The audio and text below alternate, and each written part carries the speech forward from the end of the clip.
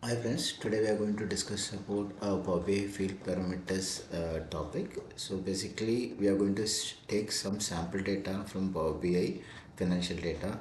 From that data, country wise and date wise, we are going to introduce the sales projection. So for that reason, how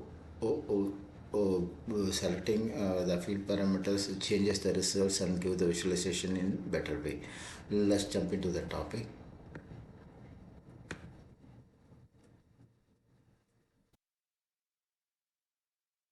So this is the sample data I'm taking today. So this is the financial data I'm taking. I'm loading the data.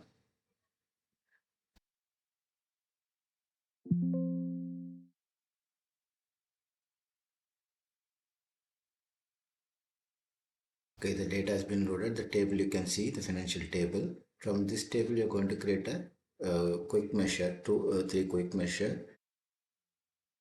So okay, let us jump in. So I'm going to create a measure for our demo purpose. Okay, so month on month change and a quarter over change and year over change. I'm going to take it for our demo purpose. Okay, so first this one, the base value I'm taking gross sales and date. I'm taking the date field. Okay, and leave the number of period as is. Okay, now this measure one is added. Now let's go and add the next measure for quarter wise.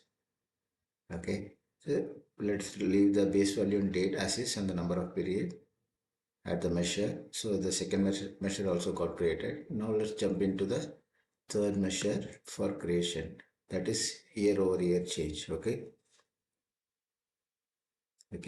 now the three measure is ready. Let's go and create a field parameter now. Okay, so for creating a field parameter, you need to go to modeling, and under that new parameter you can select fields. So here you can give some demo measure. Select. Okay, I'm going to select the three measure whatever I've created.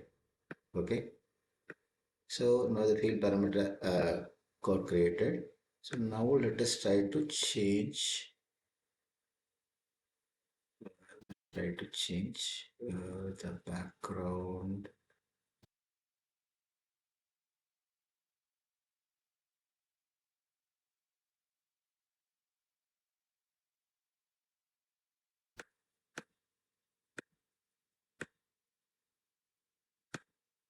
Okay, so now let's change the field parameters slices settings to uh, single select. Okay, so now we are good. Now let's go back and create a line chart, maybe a cluster column chart. We can create it to get the actual data here, so that the field parameter, based on field parameter selection, you will see the response in the visual. Okay, so the first most thing what I'm going to do is I'm going to select the date, country and the date. So let us remove the date from the hierarchical, and in the y-axis whatever you created from the field parameter tax table automatically created. So we are going to select this. Okay, now you could see the visual is ready. uh, okay, the response visual is ready, the cluster. Okay,